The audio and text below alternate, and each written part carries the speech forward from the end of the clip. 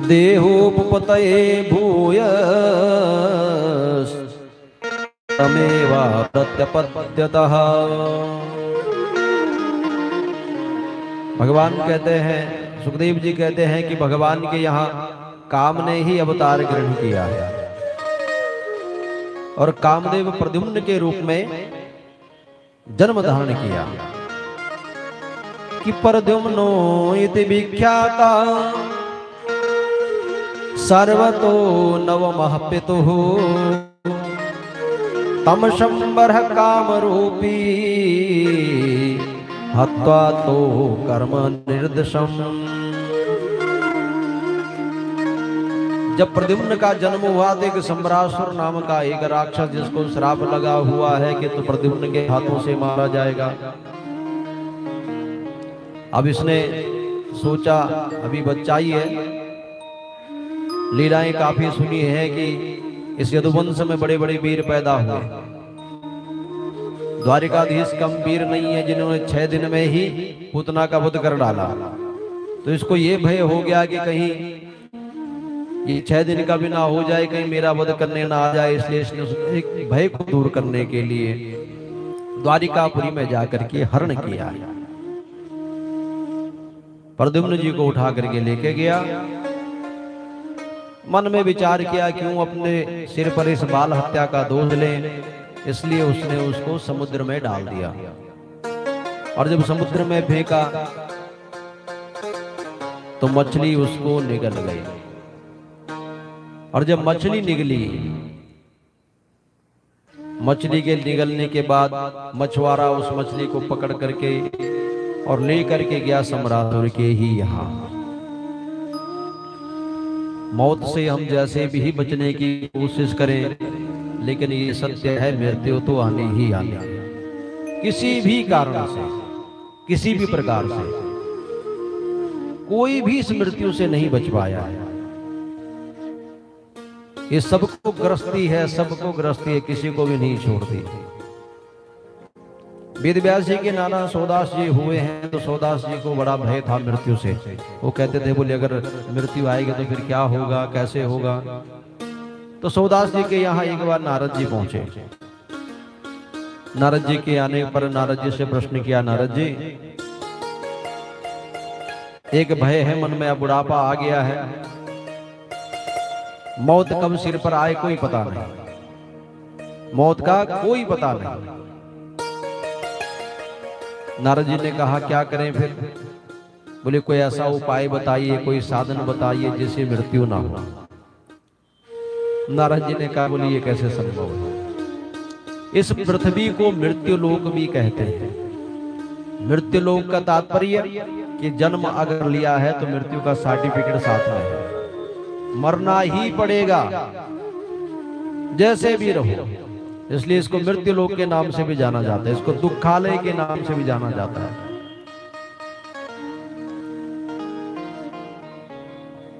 नारद जी ने कहा ऐसा तो कोई साधन है नहीं कि किसी को बचाया जा सके, अजर अमर किसी को किया जा सके शरीर के द्वारा। नाम से तो व्यक्ति अमर हो सकता है, लेकिन शरीर से अमर नहीं हो सकता है। वो तो भगवान की अपने किसी किसी भक्तों के ऊपर कृपा हो रखी है, जिनको भगवान ने अमर किया हुआ है। कि अस्वस्थामा बलिर्व्यासो हनुमाश्च विभीषण कृपा परशुरामश्च सप्ते ते चिरजीवनः। ये 7-8 लोग ही हैं जिनको भगवान की कृपा है कि ये अजर अमर है। नारद जी ने कहा देखो मेरे पास तो कोई ऐसा साधन है नहीं, अगर आपके पास कोई साधन हो तो देख लो, कुछ उपाय करके देख ले। सौदास जी कहते बोले इसीलिए तो आपको पूछ रहा हूं कि आप कुछ साधन बताइए जिससे मैं मरूं नहीं। तो नारद जी ने कहा एक युक्ति मेरे पास है कि आपके जो धोत्रे हैं वेदव्यास जी, जिन्होंने सारे वेदों का खंडन किया है, 4 वेद स्थापित किए, उनके उपवेद बनाए हैं, महाभारत जैसा दिव्य ग्रंथ लिख डाला, 18 पुराणों की रचना कर डाली, 6 शास्त्र निर्माण कर दिए, तो क्या क्या नहीं किया है। तो उनके पास ही कोई ऐसा साधन हो सकता है कि जिससे कि आपकी मृत्यु ना हो, क्योंकि शास्त्रों के तो वही मर्मज्ञ है और तो कोई बता भी नहीं सकता। सभी के सभी व्यास जी के पास पहुंचे, सौदास जी भी और नारद जी भी। वेद व्यास जी ने उठ करके प्रणाम किया। वेद व्यास जी ने पूछा, बोले नाना आज आपका कैसे आना हुआ? नारद जी कहते हैं आपके नाना जी परेशान हैं। बोले किस बात से? बोले मौत से। मौत का भय बड़ा खतरनाक होता है ना। कभी कभी कोई बैठ जाए एकांत भरे, मर के चला जाना है यहाँ से। सारा परिवार भी छूट जाएगा, घर बार भी छूट जाएगा, महंगी सी महंगी चीजें भी छूट जाएंगी। मृत्यु का भय बड़ा खतरनाक है, बड़ा भयानक। वेदव्यास जी ने कहा देखो मृत्यु से कौन बच पाता है? कोई नहीं बच पाता, मृत्यु तो सबको आनी ही आनी है। तो नाना इसमें घबराने की क्या बात है? यहां तक कि जिनके लिए ये कथा चल रही है, जिनको श्राप लगा है कि आज से 7वें दिन तक्षक आपको डस लेगा, वो भी जिंदा नहीं रहे। मृत्यु तो उनकी भी हुई है, परीक्षित जी महाराज की मृत्यु तो उनको भी प्राप्त हुई है। तो मृत्यु से तो कोई बच नहीं पाता। नारद जी ने कहा, बोले देखो तुम्हारे नाना है, थोड़ा बहुत कहीं डिस्काउंट करके देख लो, कहीं सिफारिश लगती हो, कुछ हो सकता हो, देख लो। नारद जी ने कहा, बोले देखो अगर आपके पास कुछ नहीं है तो भगवान शिव की शरण में जाते हैं, क्योंकि मृत्यु के देवता है। और अब तीनों के तीनों निकले हैं भगवान शिव की शरण। भगवान शिव से सारी बात बताई तो भगवान शिव कहते हैं, अरे देखो अब जो जिसकी मृत्यु जिस समय पर लिखी है वो तो होनी ही होनी है। हाँ, कुछ समय के लिए टाल सकते हैं, चलो यमराज को थोड़ा बोल बाल करके और टाल सकते हैं, वो भी कोशिश, क्योंकि सबका अपना अपना डिपार्टमेंट है। सौदास जी ने कहा, बोले चलो कुछ समय और भी मिल जाए तो वही बहुत है। अब शिव जी भी, सौदास जी भी, नारद जी भी और वेद व्यास जी भी पहुंचे हैं यमराज के द्वार पर। देखिएगा मृत्यु का चक्कर, आप देखिएगा मृत्यु का चक्कर बड़ा भयंकर होता है। सभी के सभी पहुंच गए। जब पहुंचे तो यमराज के पास जब पहुंचे तो यमराज हैरान रह गए कि आप सब इतने यहां पर किस कारण से? तो कहा, बोले यमराज जी बाकी तो सब बढ़िया, लेकिन आप एक बार जरा सौदास जी की मृत्यु को कुछ समय के लिए टाल दीजिए। यमराज जी कहते हैं ये तो बोले अकस्मात ही की बात है कि इनकी मृत्यु निर्धारित हो चुकी है, फाइल जा चुकी है चित्रगुप्त के पास। अब तो बस मृत्यु किस बहाने से होनी है यही बाकी है, बाकी तो सब कुछ हो चुका है। नारद जी ने कहा, वेद व्यास जी ने कहा, बोले फटाफट चलिए और चित्रगुप्त को कहिए भाई रोकिए उस फाइल को, आगे न जाए। और जैसे ही सभी के सभी यमराज सहित चित्रगुप्त के समक्ष पहुंचे, चित्रगुप्त बड़ी जोर से हंस पड़े और उनके हंसते हंसते ही सौदास जी की मृत्यु हो गई। हंसते हंसते सब हैरान रह गए, ये क्या हुआ? चित्रगुप्त ने कहा, परमात्मा की भी क्या लीला है। मैं सोच रहा था फाइल तो मेरे पास आ गई, लेकिन जो मृत्यु का बहाना है वो संभव ही नहीं है। बोले कौन सा बहाना? कि जब सौदास जी, नारद जी, वेद व्यास जी, भगवान शिव और यमराज चित्रगुप्त को कहीं मिलेंगे तभी सौदास की मृत्यु होगी। और देखिए विधि ने क्या लिख करके क्या भेज दिया। इसलिए मृत्यु से कोई नहीं बच पाता। इसमें इतनी शक्ति है, इतनी शक्ति है, एक सेकंड में इस धराधाम को विनाश करने की सामर्थ्य रखती है। एक सेकंड में समुद्र को सुखाने की सामर्थ्य मृत्यु रखती है। तो हम तो वैसे ही लगे रहते हैं जुगाड़ जंट में, नहीं तो उस काल के आगे किसी की भी नहीं चलती है। सम्रासुर ने तो सोचा कि मैंने तो चलो अब बालक को उठा करके डाल दिया समुद्र में, अब मृत्यु का भय नहीं। लेकिन सम्रासुर को नहीं पता कि जिसको फेंक के आया हूं मेरे घर पर ही आएगा। और उस मछुआरे ने वो मछली सीधे ही सम्रासुर के यहां भेज दी। राक्षस है, राक्षस प्रवृत्ति का यही भोजन होता है। तो सम्रासुर कि जब रसोई में मछली गई तो वहां पर जो रसोई बनाती थी वो थी रति। जब मछली को काटा तो उसमें से एक बालक निकल आया। सम्रासुर को खबर पहुंची कि उसके अंदर तो एक बालक निकला है। सम्रासुर ने कहा ये रति देखो बिना संतान की है, इसके पास कोई संतान तो है नहीं, किसी को दे दो सेवा के लिए, यही पालती रहेगी, बड़ा करती रहेगी। लेकिन नहीं समझ पाया कि ये बालक वही है जिसको मैं फेंक के आया। अब धीरे धीरे पालन कर रही है रति प्रद्युम्न जी, भगवान श्री कृष्ण के पुत्र के। समय आगे बढ़ता गया। एक दिन नारद जी वहां पहुंचे कि दृष्ट्वा तद्दूरे बालम मायावते न्यवेदयत् नारदो कथयत सर्वं तस्या संकित चैतसः। नारद जी ने कहा रे रति किसके बालक को लेकर के घूम रही है, कौन है ये बच्चा? सारी कथा बताई बोले इस प्रकार से। और सम्रासुर महाराज ने कहा कि तू इसका पालन पोषण कर और ये अब मेरा बेटा है। नारद जी ने कहा ये तेरा बेटा नहीं, ये तो तेरा पति है जिसकी तू सेवा कर रही है।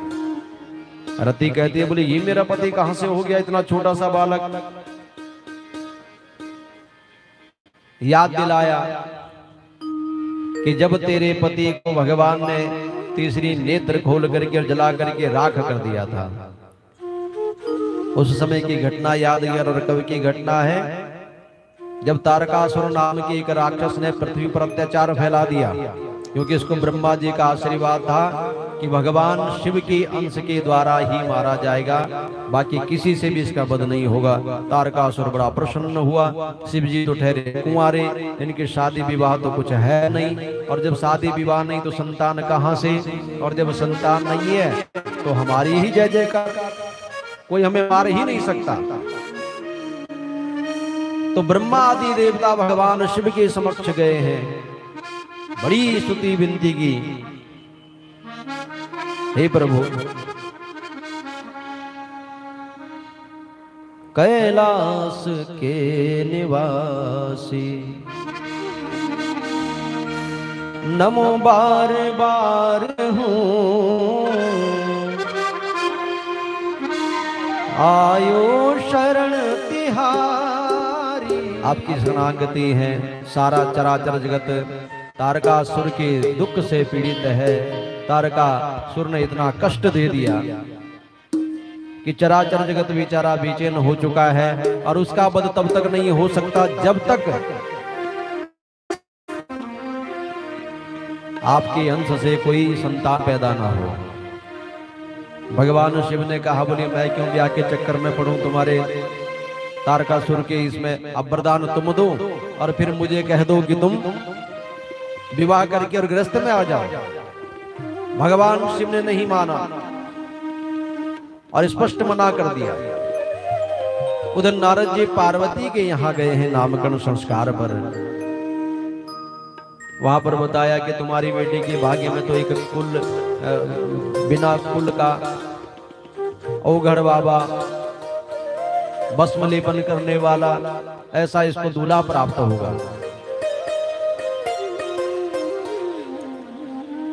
तो ये सब गुण किसके अंदर है? भगवान शिव के अंदर। तो कहा भगवान शिव की अगर आराधना करे तो भगवान शिव ही इसको पति रूप में प्राप्त हो जाएंगे। पार्वती जी ने बड़ी घनाघोर तपस्या की है, बड़ी कठिन तपस्या, ऐसी तपस्या की कि चराचर जगत मां पार्वती की तपस्या से हिल गया।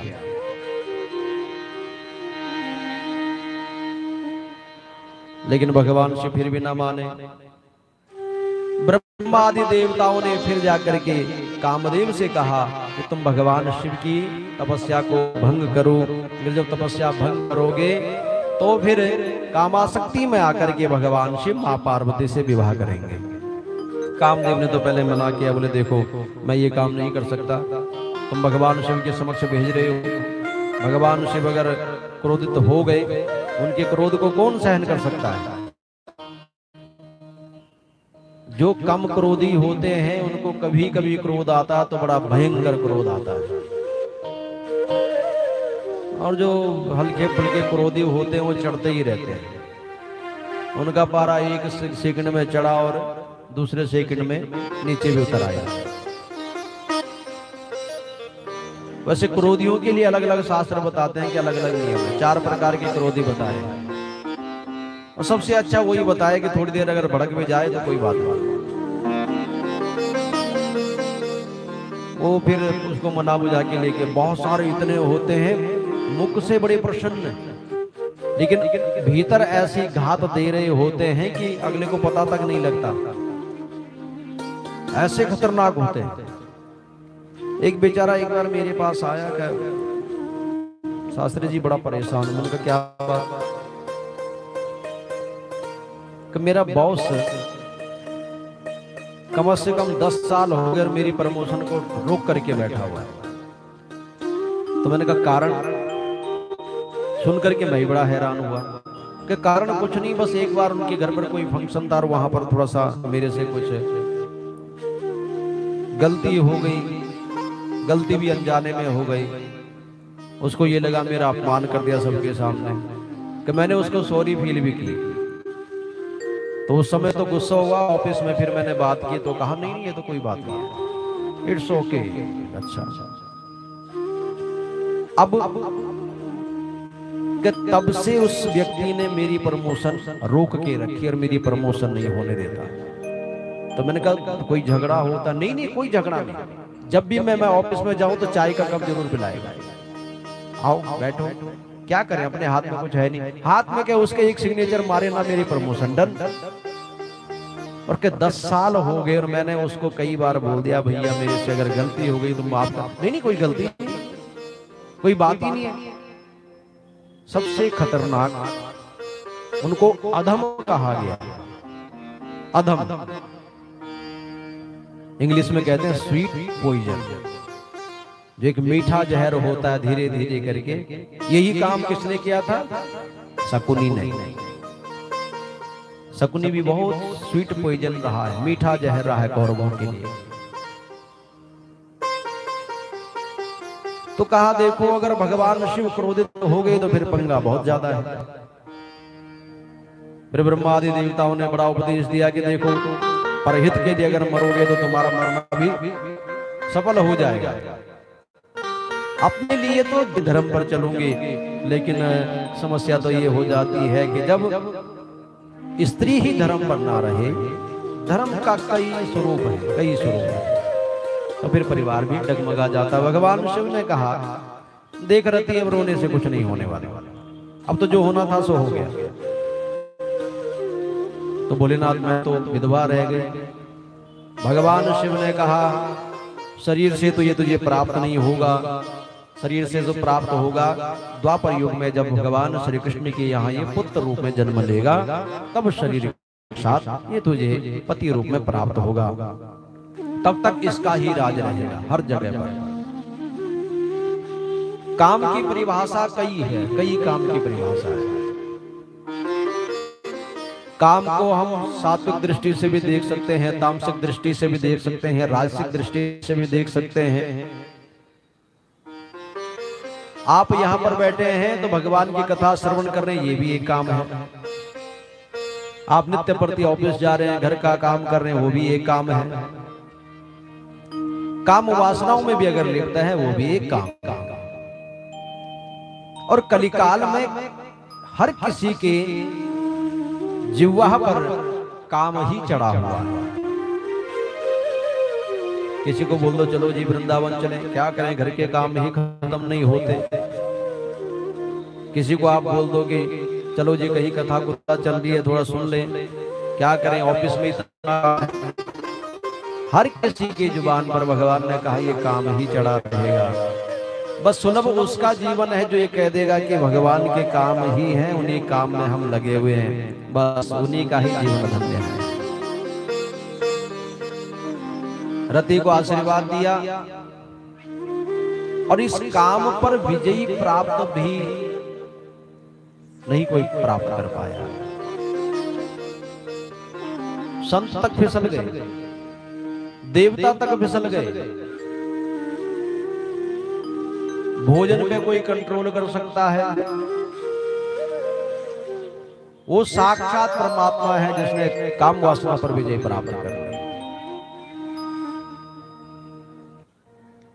कोई गरीब भी रहे तो कोई दिक्कत नहीं, बहुत सारे कहते चलो ठीक है, क्या रखा है, छोड़ो, जिसमें गुजारा हो रहा है उतने में ही ठीक है, उसी में ही अपना गुजारा कर लेते हैं।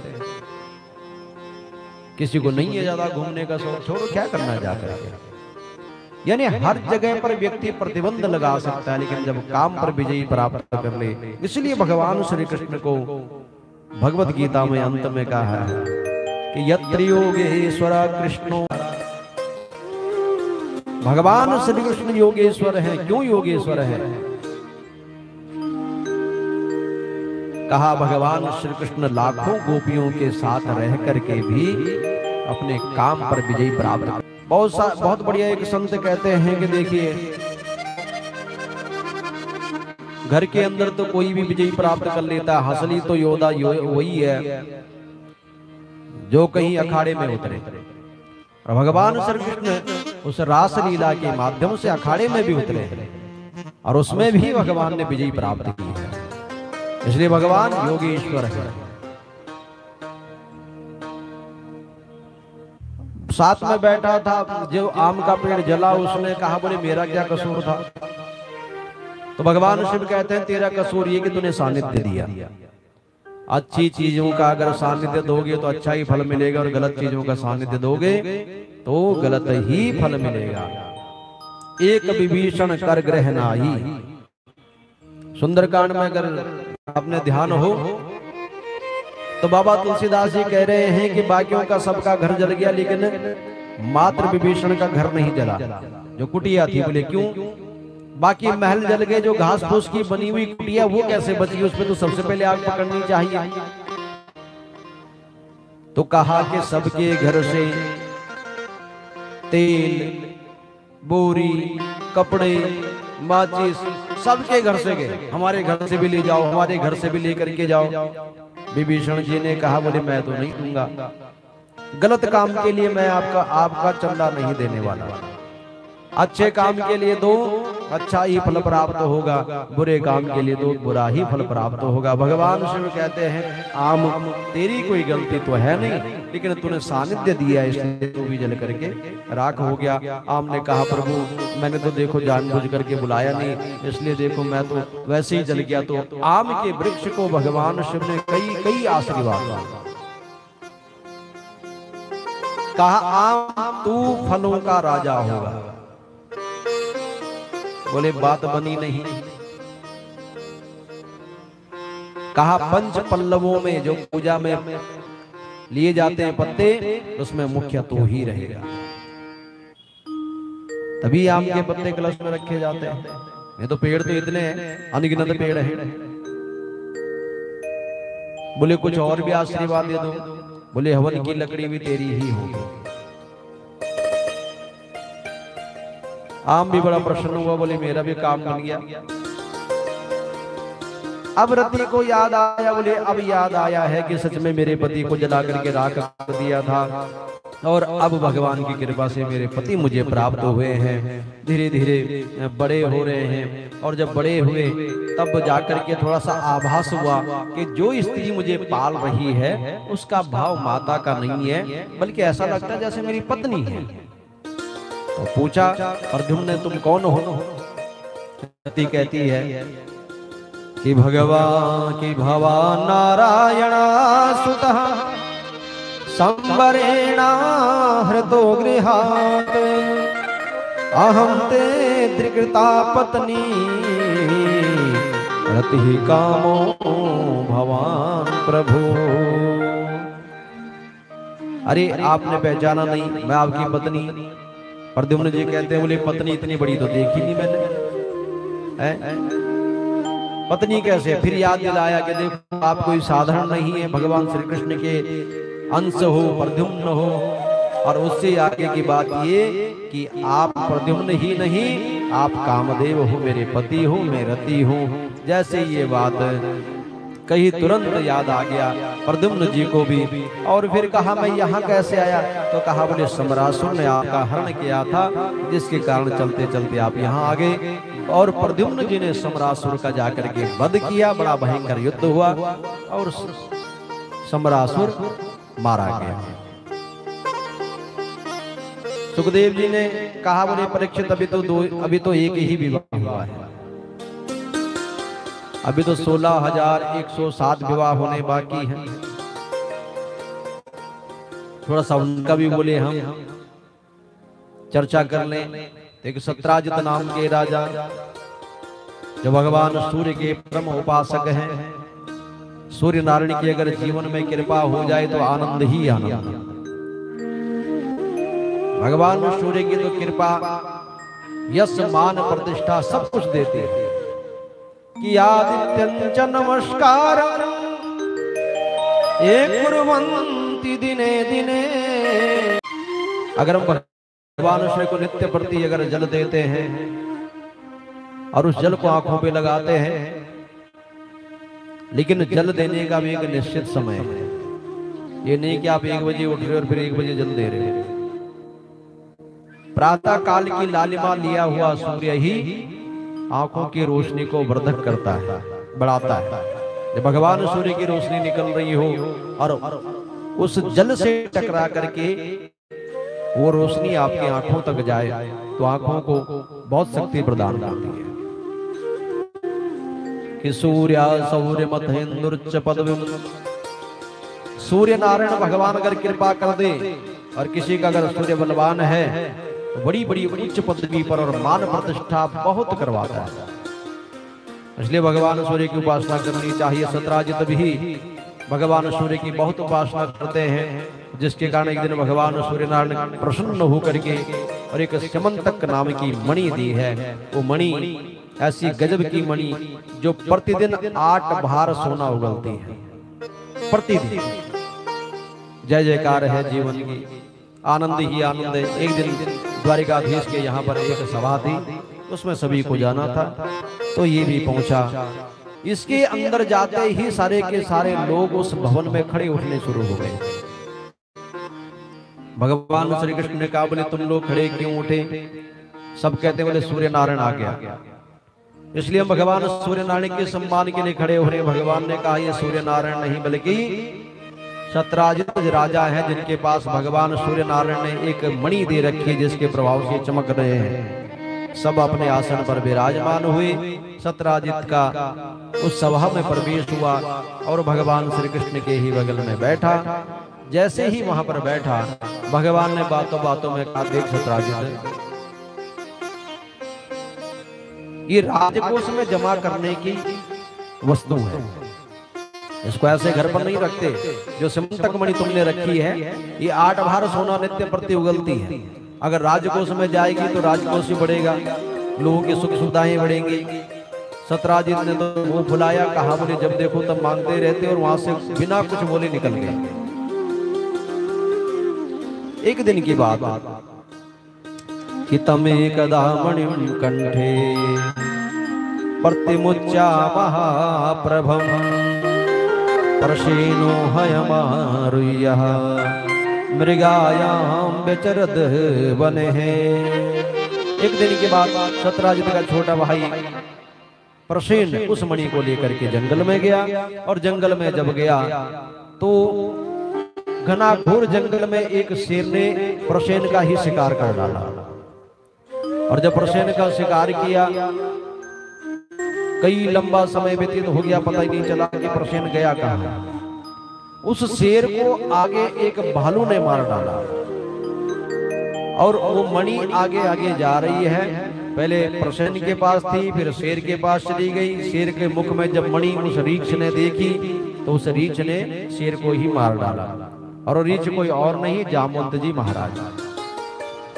उन्होंने उस मणि को लेकर के उस शेर को वहीं पर ही मारा और उस मणि को अपनी बेटी जामवंती को दे दिया। बेटी खेल ले इससे, बढ़िया है।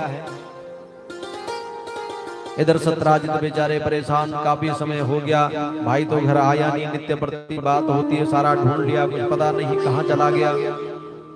एक दिन अपने भगवान से कहता है, भगवान मन में शंका है कि हो ना हो द्वारिकाधीश ने प्रसेन का वध कर दिया। तो सत्राजित की पत्नी कहती है, बोले आप ऐसा क्यों कह रहे हो? बोले देख मुझे शंका है, पक्की बात नहीं है, क्योंकि एक बार जब मैं सभा में गया तो मुझे कहा द्वारिकाधीश ने कि मणि मुझे दे दो, तो मुझे लगता है कि उस मणि के लिए प्रसेन का वध कर दिया है। गलती थोड़ा सा ये कर गए सत्राजित, तो कह दिया कि देख किसी को बताना मत। तो जैसे ये बात कही कि बताना मत, उसने तो सबको ढिंडोरा पीट के और वो सीधे ही महल में जाकर के बात पहुंच गई।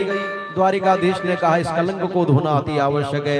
भगवान द्वारिकाधीश वन में गए हैं और वन में ढूंढा, देखा एक शेर मरा पड़ा, एक जहां पर प्रसेन मरा पड़ा है वहीं से शेर के पदचिन्ह भी आगे जा रहे हैं।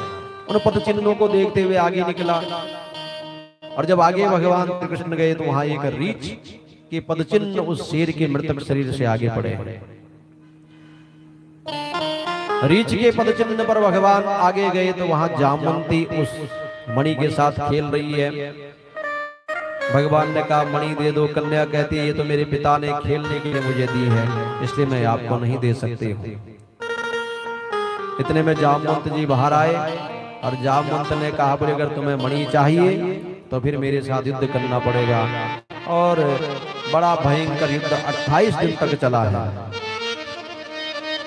कि आसीत दष्ट विंसाहि मितरेता मुष्टिभी वज्र निष्पेष परस्पेश विश्रामाहर्निशम। बड़ा भयंकर युद्ध हुआ। 28वें दिन जाकर के जामवंत को पता चला ये तो जगत के नारायण मेरे राम ही कृष्ण बन करके आए हैं, क्षमा याचना की है, कहा मेरे से अपराध हो गया। भगवान कहते कोई अपराध नहीं हुआ, ये तो तुम्हारी मनोकामना थी। जब अयोध्या में सब आए तो उस समय सबने अपनी अपनी इच्छा प्रकट की और मैंने जो जो देना चाहा सबने स्वीकार किया। तुमसे जब पूछा कि तुम्हें क्या चाहिए, तुमने कहा कि मुझे युद्ध चाहिए, क्योंकि मेरे हाथ की खुजली अभी तक समाप्त नहीं हुई है। इसलिए मैंने तुम्हें वरदान दिया था कि जब द्वारिकापुरी में मैं द्वारिकाधीश के रूप में रहूंगा उस समय पर तुम्हारी ये मनोकामना द्वापर युग में पूरी कर दूंगा। आज वो पूरा हो गया।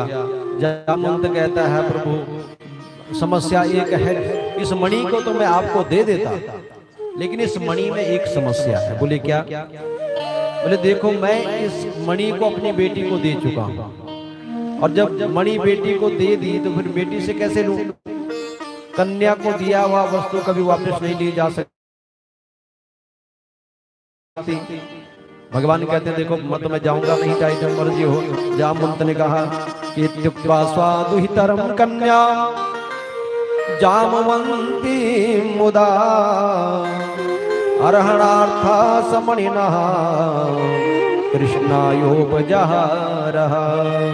आप प्रभु ऐसा करिए कि मेरी बेटी को अपनी पत्नी बना दीजिए और बेटी को दी गई वस्तु भी आपकी हो जाएगी और बेटी भी आपकी हो जाएगी और आप मेरे दामाद भी बन जाएंगे। और भगवान का दूसरा विवाह जामवंती के साथ संपन्न हुआ। बोले द्वारिकाधीश भगवान की। भगवान का तीसरा विवाह सत्यभामा जी के साथ हुआ, जो सत्राजित की ही कन्या है। महल में ले जाकर के भगवान कहते हैं देख जामवंती अब ये मणि मेरी भी अमानत है, इसलिए फेरों पे कहते हैं कि 50-50 हो जाएगा। जो तुम्हारा वो हमारा, जो हमारा वो तुम्हारा। बैंक बैलेंस भी जो है उसमें भी दोनों के नाम चढ़ेंगे, प्रॉपर्टी में भी दोनों के नाम। जब अर्धांगिनी है तो अर्धांगिनी का अधिकार पूरा। जामवंत ने कहा प्रभु बोले आपको समर्पित भगवान ने कहा इस मणि को दे करके और कम से कम उस कलंक से तो हटूं जिस कलंक के लिए मैं इस मणि को ढूंढने गया। भगवान सत्राजित के पास पहुंचे। सत्राजित ने जब मणि देखी तो बहुत शर्मिंदा हुआ।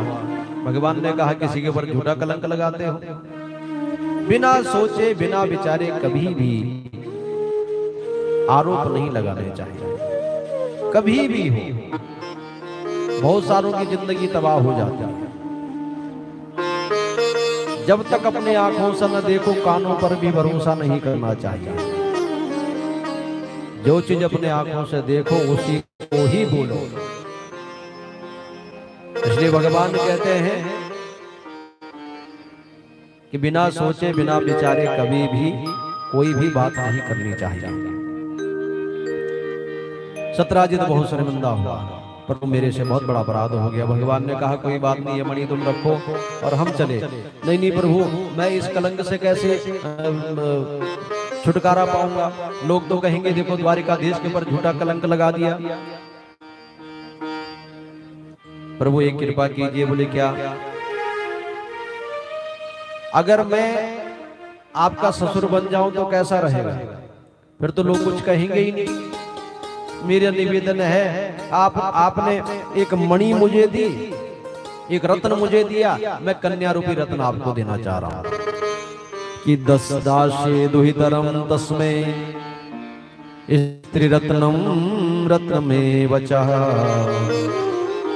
उपयोयम समीचीनस्तस्य शान्तिर्न चान्यथः।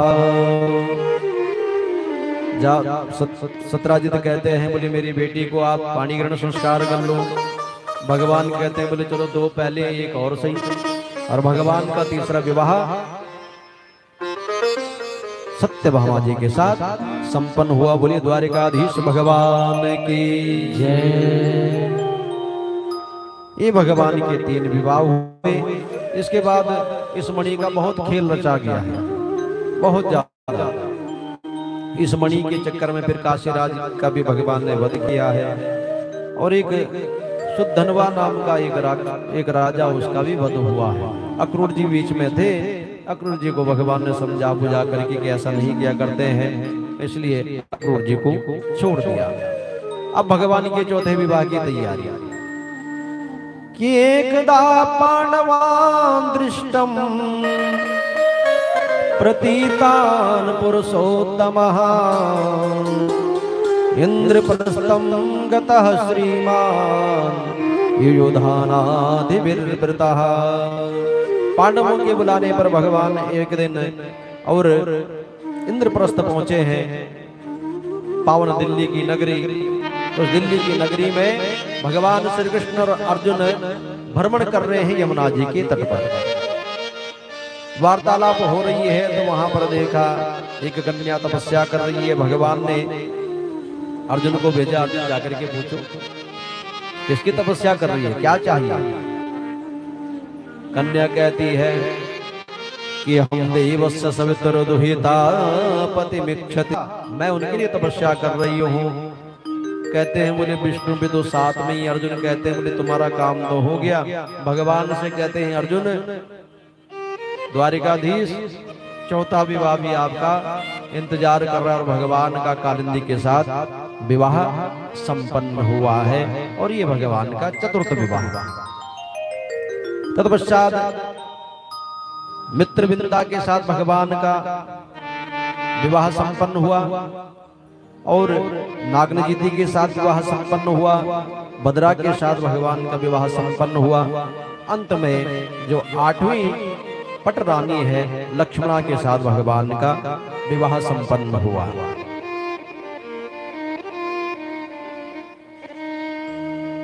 फिर बोले अगर ये विवाह 8 हुए तो ये 16,100 कहां से आए, इनके बारे में बताइए।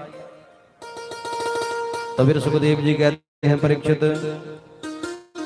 एक बार की बात, नारद जी एक पारिजात पुष्प लेकर के आए स्वर्ग से, और उस पारिजात पुष्प के पीछे एक बहुत बड़ा राज छुपा हुआ है।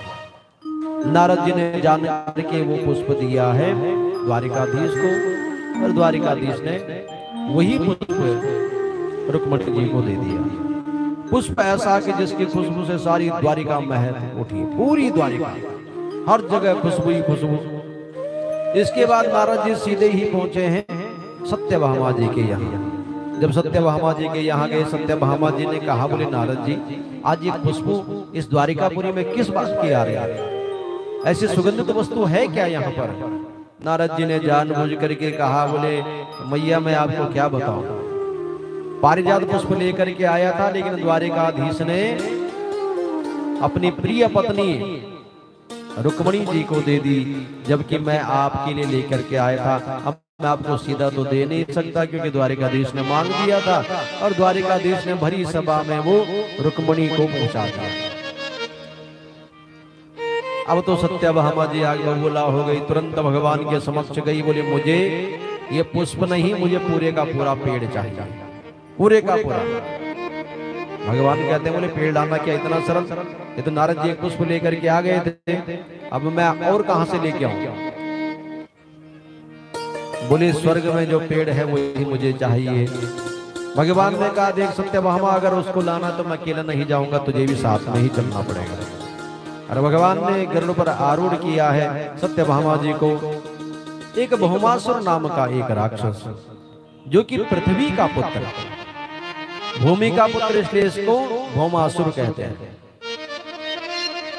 पृथ्वी को इसका आशीर्वाद कि जब तक मैं ना कहूं तब तक तेरी मृत्यु नहीं होगी, और यही इसकी मौत के लिए सबसे बड़ी संजीवनी थी। कोई इसको मार नहीं पाता, क्योंकि अपने पुत्र को कोई कैसे कह सकता है कि इसको मार डालो।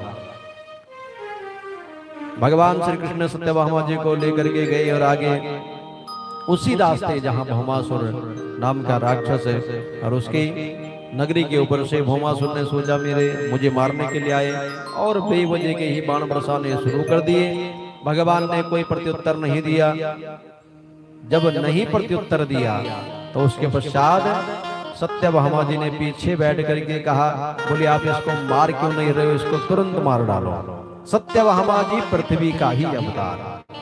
और जब सत्यभामा जी ने ये कहा, भगवान ने कहा, भाई ये इसीलिए तो बोले सारे का सारा षड्यंत्र था कि तुम्हारे मुख से एक बार निकल जाए कि इस पापी को मार डालो। और भगवान ने तुरंत सुदर्शन चक्र चला करके और भौमासुर पापी राक्षस का वध कर डाला। इसने एक संकल्प ले रखा था कि 20,000 कन्याएं इकट्ठी करके और उनके साथ विवाह करूंगा। सुंदर सुंदर कन्याओं को अच्छे अच्छे घर के उठा करके और अपने कारावास में बंद कर देता। तो 16,100 कन्याएं थी। भगवान ने उनको कारावास से मुक्त किया। सभी कन्याओं ने भगवान की शरणागति दी, है प्रभु कहाँ जाएंगे हम, अगर आप ही रक्षा नहीं करोगे तो हमारा हर जगह दुश्वार ही हो जाएगा। भगवान ने कहा, कोई बात नहीं, तुम्हें भी पत्नी के रूप में स्वीकार करता हूं।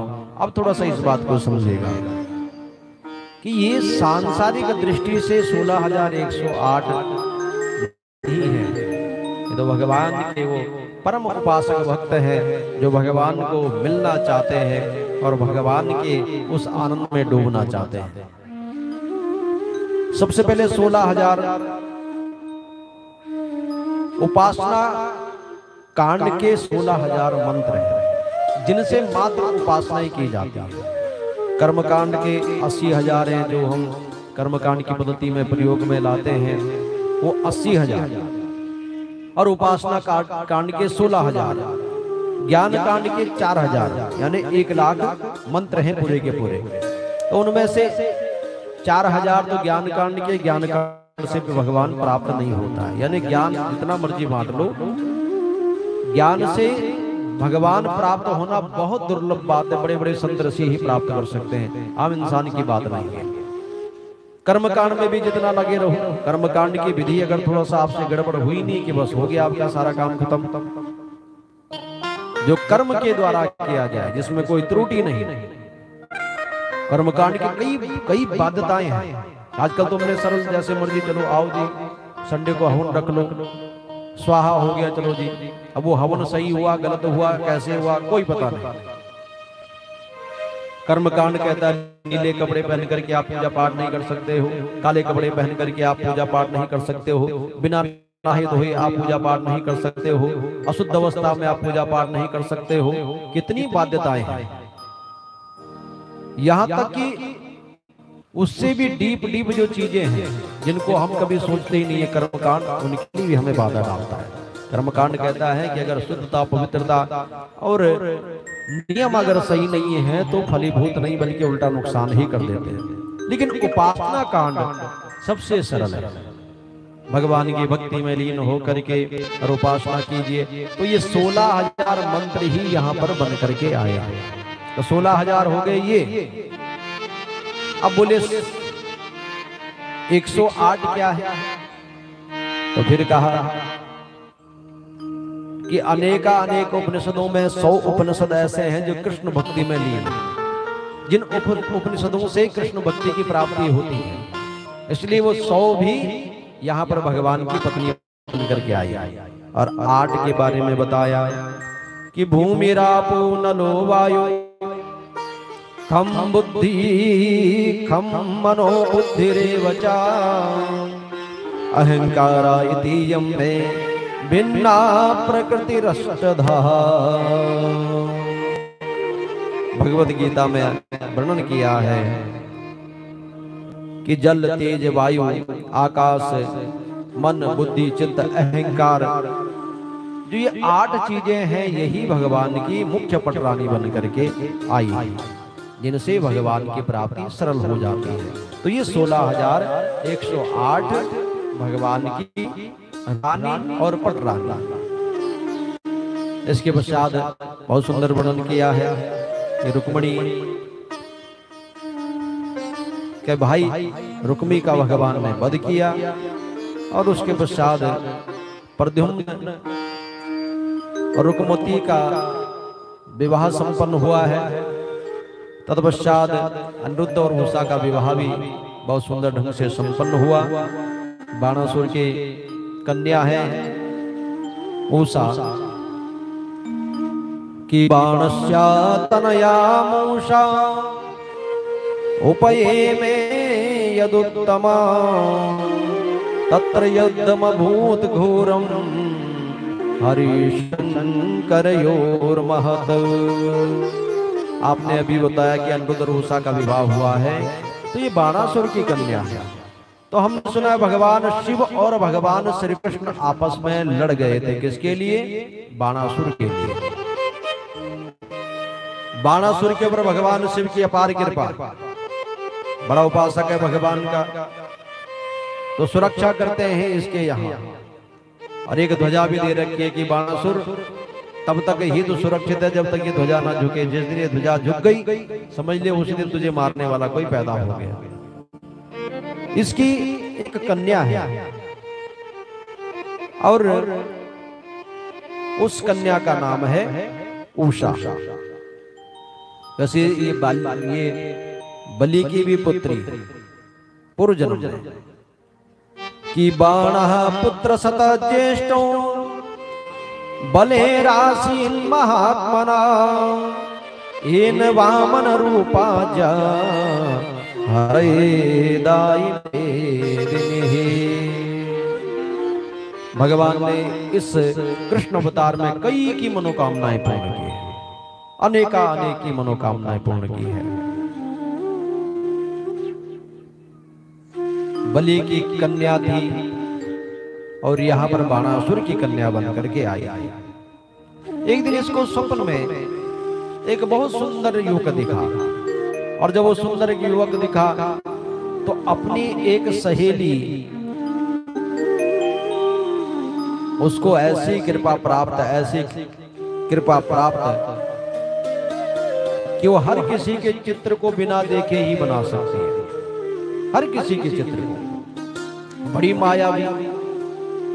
तो प्रातः काल जब उषा उठी तो उषा को देख करके चित्रलेखा ने वैसे ही बोल दिया कि आज तुझे स्वप्न में कुछ न कुछ तो दिखा है, आज तेरे हाव भाव मुझे ठीक नहीं लग रहे। उषा ने कहा, बोले देख तू कहती तो सही है, आज मैंने एक ऐसे सुंदर राजकुमार को देखा है जिसके साथ मैं विवाह करना चाहती हूँ, और उसके सिवा मैं किसी के साथ भी विवाह नहीं करूंगी। चित्रलेखा ने कहा बोले कोई बात नहीं, देख लेते हैं एक बार। चित्रलेखा ने बहुत सुंदर दिमाग लगाया कि ये भी राजा की बेटी है, तो अगर किसी को अगर ये पसंद भी करेगी तो कोई राजकुमार ही होगा। तो इंद्रादि देवताओं से एक एक करके बनाना शुरू किया। बहुत लंबी पर्ची बन गई, कई कागज खराब हो गए, लेकिन फिर भी कुछ ठिकाना पता नहीं चला। जब भगवान नारायण के स्वरूप पर गई तो वहां पर थोड़ा सा लगा कि हाँ कुछ इसके जैसा है। तो फिर सोचा कि क्यों ना द्वारिकाधीश का चित्र बना दे। द्वारिकाधीश का चित्र बनाया तो कहा थोड़ा सा लग रहा है कि ये, लेकिन ये है नहीं। प्रद्युम्न का चित्र बनाया, प्रद्युम्न का चित्र बनाया, कहा 50% तो मैच कर रहा है, लेकिन है नहीं। तो अब जब अनिरुद्ध का चित्र बनाया तो तुरंत मुस्कुरा गई, बोले यही थे जो स्वप्न में मैंने देखे। अब सखी कुछ ऐसा कर कि इनके साथ विवाह हो जाए, और मैं तो कह रही हूं कि तू यहीं उठा करके लेके आ। इसने अपनी माया से और सोते हुए अनिरुद्ध को खटिया सहित बेड सहित ही सीधे ही उषा के भवन में ले आई। अनिरुद्ध जी प्रातः काल को उठे तो देखा तो मैं सोया कहीं और पहुंचा कहीं। चित्रलेखा ने सारी बात बताई, बोली राजकुमारी आपके ऊपर फिदा हो चुकी है। अनिरुद्ध कहते हैं मुझे तरीका क्या है, लोग तो लड़की को भगा के ले जाते हैं और तुम मुझे ही भगा के क्या बोले सीधे उठा के ले आए। अनिरुद्ध बहुत लंबे समय तक वहां रहा, बहुत लंबे समय तक। जब लंबे समय तक रहे तो जो द्वारपाल थे सुरक्षा में, उन्होंने देखा कि उषा की चाल ढाल बिल्कुल ही बदल गई। तो एक सैनिक ने जाकर के बाणासुर से कहा कि तेरी बेटी के लक्षण हमें ठीक नहीं लग रहे, महाराज कुछ देखो। जबकि पूरी सेना से बिल्कुल घिरी हुई थी, उषा की पूरी सुरक्षा रखता था बाणासुर। जिस वस्तु की ज्यादा सुरक्षा करो असुरक्षित ही हो जाती है। अत्यधिक जो माँ बाप बहुत ज्यादा बच्चों को खींचने की कोशिश करते हैं, वो बच्चे भी हाथ से निकल जाते हैं। या तो उनके निकल जाते हैं जो बिल्कुल ही छोड़ देते हैं, या जो बिल्कुल ही कसते हैं। हर समय कहाँ है, क्या कर रही है, कहाँ अभी आई नहीं, क्यों नहीं आई, वो भी बच्चे बोलते हैं बोले कैसी जगह फंसे। और या तो वो क्या ठीक है घूम रहे हैं कोई पूछने वाला नहीं। तो ये दोनों अवस्था ही खराब होती है। बाणासुर आया, बाणासुर ने देखा ये तो राजकुमार ये यहाँ पर कहा और सीधे ही कारावास में डाल दिया। नारद जी गए हैं, नारद जी ने द्वारिकाधीश से वार्तालाप की, बोले कभी देख लिया करो घर परिवार सब ठीक ठाक हैं, सब यहाँ पर हैं कि नहीं। अब देखिए तो देखे कैसे, 16,108 तो पत्नी है, फिर उनके 10-10 बेटे, फिर एक बेटी, फिर उन 10-10 बेटों के भी फिर 10-10 बेटे। इतनी प्रजा को देखना कोई सरल बात तो है नहीं। तो जब ध्यान लगाया तब पता चला कि 4 महीने से अनिरुद्ध ही कहीं गायब है। बताया कि तुम्हारा पोता तो बाणासुर के कब्जे में है। अब वहां से सेना पूरी तैयार होकर के पहुंची है, पूरी की पूरी सेना। और जैसे ही भगवान पहुंचे हैं बाणासुर के महल के बाहर, सबसे पहले तो ध्वजा ही झुका दी। तच्छ्रुत्वा भगवान क्रुद्धः केतस्तु भज्यते यदः तदर्पग्नं भवेन मूढा संयुगं मत्समेनते। जैसे ही ध्वजा झुकी बाणासुर जान गया, अब तो बोले मामला गड़बड़ है। भगवान श्री कृष्ण ने आक्रमण किया तो शिव जी आगे आ गए। शिव जी ने कहा बोले आप आक्रमण नहीं कर सकते। बोले क्यों? क्योंकि बोले मैंने इसको वचन दिया है कि इसको कोई मार नहीं सकता है। बड़ा भयंकर युद्ध हुआ भगवान शिव और भगवान श्री कृष्ण के बीच में। भगवान शिव ने कहा बोले एक काम करो, एक बाण ऐसा मारो कि जिससे मैं बेहोश हो जाऊं। और भगवान श्री कृष्ण ने एक बाण ऐसा मारा कि भगवान शिव को जमाई आनी शुरू हो गई। इतनी उबासी आई कि अब तो हाथ पैर चले ही नहीं।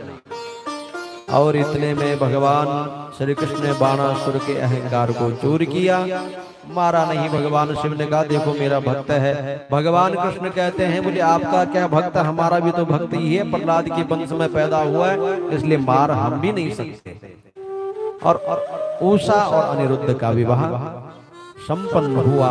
इसके बाद भगवान ने अपने परिकरों को समझाने की कोशिश की और राजा नृत्य की कथा बताई कि ब्राह्मणों के अधिकार को कभी भी हनन करना महापाप होता है, विनाश का कारण बन जाता है। कि सुदत्ताम परदत्ताम वा ब्रह्म वृत्ति हरे चया 60 वर्ष सहस्राणि विष्ठायाम जायते। हे पुत्रों, कभी भी ब्राह्मणों का धन हरण मत करना, कभी ब्राह्मणों के अधिकार को हनन करने की कोशिश मत करना, नहीं तो पीढ़ी की पीढ़ी समाप्त हो जाएगी। ब्राह्मणों के धन को अगर ब्राह्मण भी हरण करता, उस ब्राह्मण का भी पतन हो जाता है। इसलिए तो कहा है कि धन्याम द्विजमयाम नौका विपरीतैव भवार्णवः। ब्राह्मणों की जो नौका है ये धन्य है, ये उल्टी बहती है।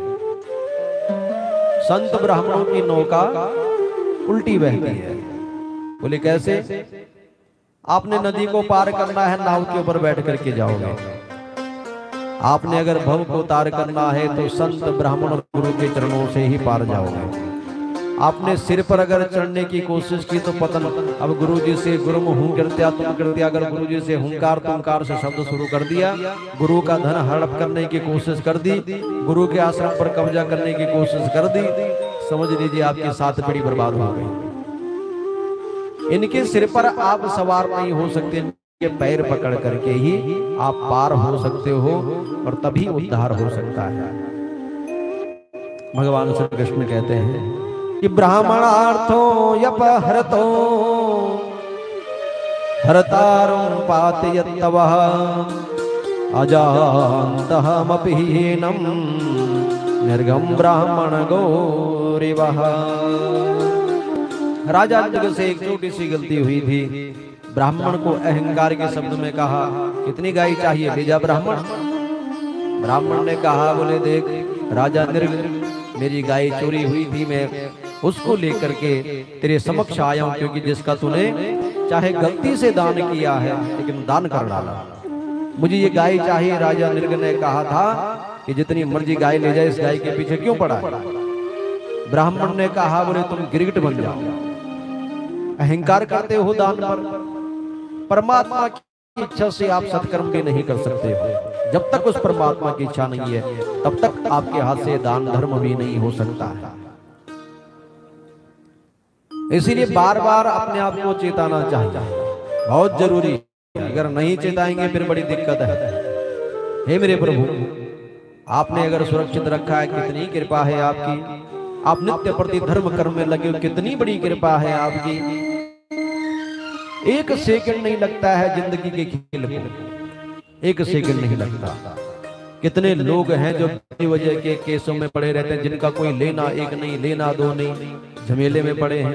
कितने लोग हैं जो हॉस्पिटलों के चक्कर खा खा करके मर गए बेचारे, कभी ये बीमारी कभी वो बीमारी, कभी क्या क्या नहीं जीवन में चल रहा है। कितने अपने दुखों से दुखी हैं। अगर आप इस जीवन में थोड़ा सा समय भी अगर भगवान के चरणों में लगाया हुआ है, उस परमात्मा की कृपा से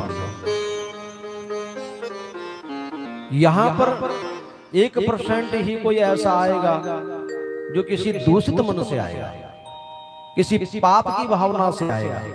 नहीं तो यहाँ पर सब भगवान के शुद्ध और पवित्र भगवान के भक्त बैठे हैं, जिनके ऊपर भगवान की अपार कृपा है और सब भगवान के भक्त हैं। उनकी रहमत का झूमर सजा है, उनकी रहमत का झूमर सजा है। मुरली वाले की महफिल सजी है, मुरली वाले की महफिल सजी है। उनकी रहमत का झूमर सजा है, उनकी रहमत रहमत का झूमर सजा है, उनकी रहमत का झूमर सजा है, उनकी रहमत का झूमर सजा है। मुरली वाले की महफिल सजी है, मुरली वाले की महफिल सजी है, उनकी रहमत का झूमर सजा है, उनकी रहमत का झूमर सजा है। तालियों की सेवा करते हैं।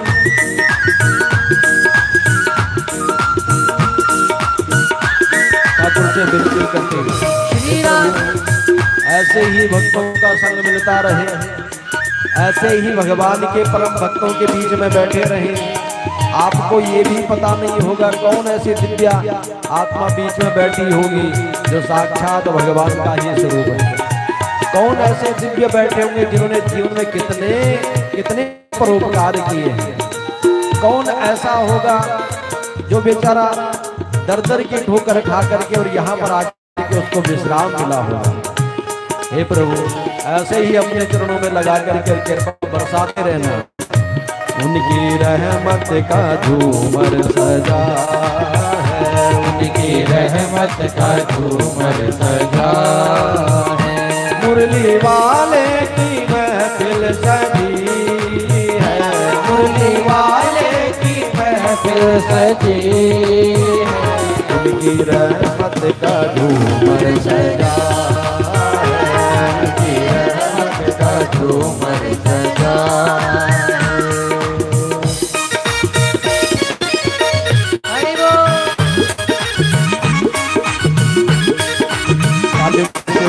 श्री राधे।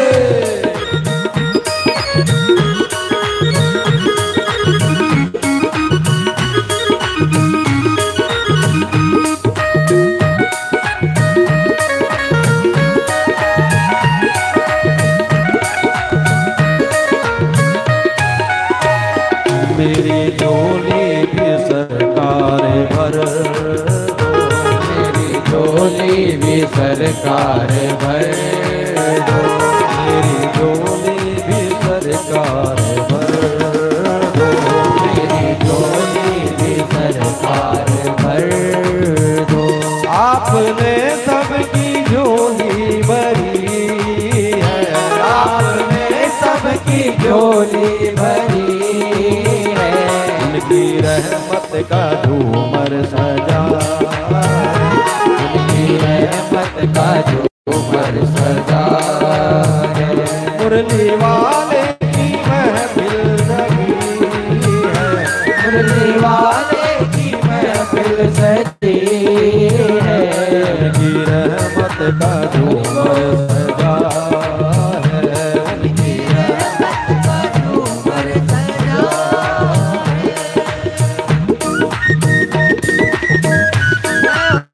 हरि बोल।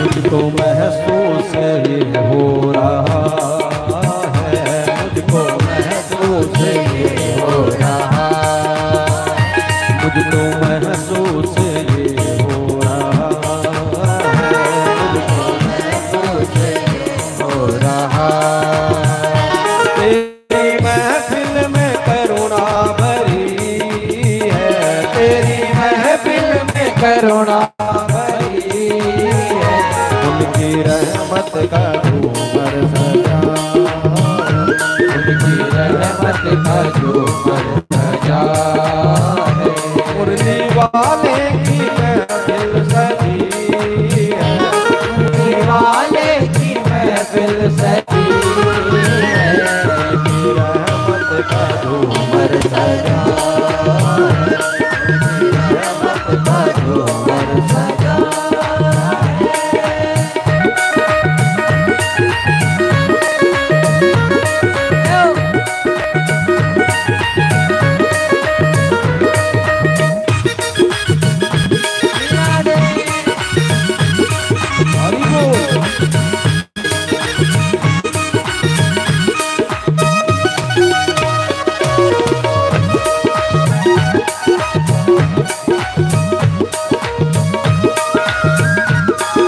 से विनती करनी है ठाकुर, देख ये तो सब ठीक है, लेकिन तू भी गुमान मत कर, ये मत सोचना। इसीलिए किसी ने कहा है जो दीनों के दिल में जगह तुम न पाते तो किस जग में होती इबादत तुम्हारी।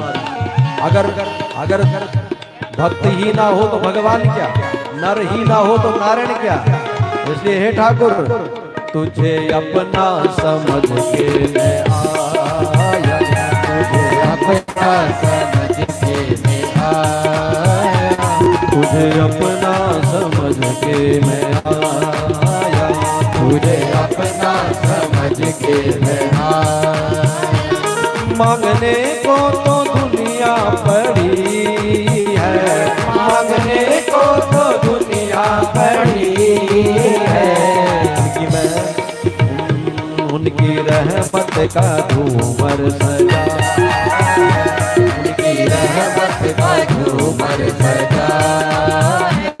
मुरली वाले की महफिल सजी है, मुरली वाले की महफिल सजी है, उनकी रहमत का झूमर सजा है, उनकी रहमत का झूमर सजा है।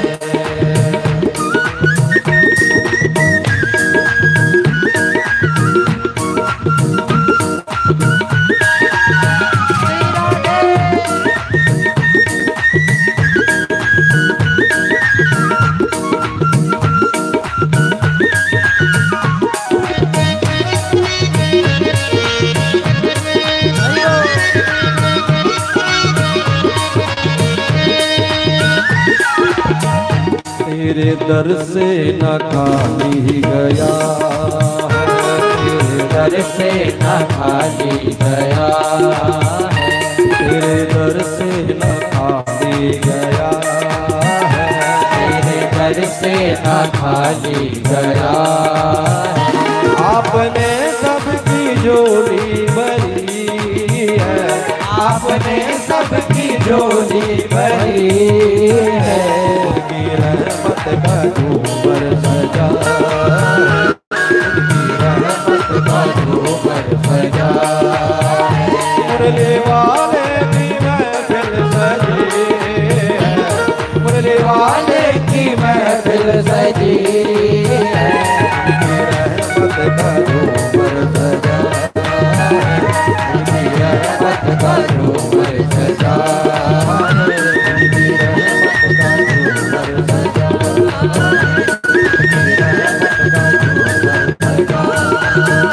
मुरली वाले की महफिल सजी है, मुरली वाले की महफिल सजी है, उनकी रहमत का झूमर सजा, उनकी रहमत का झूमर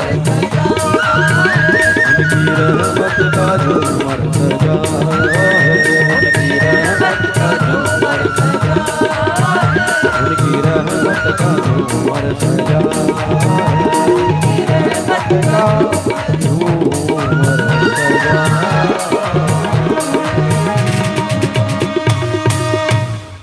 ठाकुर जी से विनती करते हो ठाकुर जी ऐसे ही चरणों में लगाए रखना बस। और यही सबसे कठिन कार्य है, सबसे कठिन कार्य यही है। दुनिया के झमेले में पड़ गए तो बहुत मुश्किल कार्य है, और अगर इस झमेले में आ गए तो जीवन का आनंद ही आनंद है। और बस उस हरि से यही कहना कि गुमान ना जीवन में आ जाए, कहीं अहंकार आ गया मामला गड़बड़ हो जाएगा।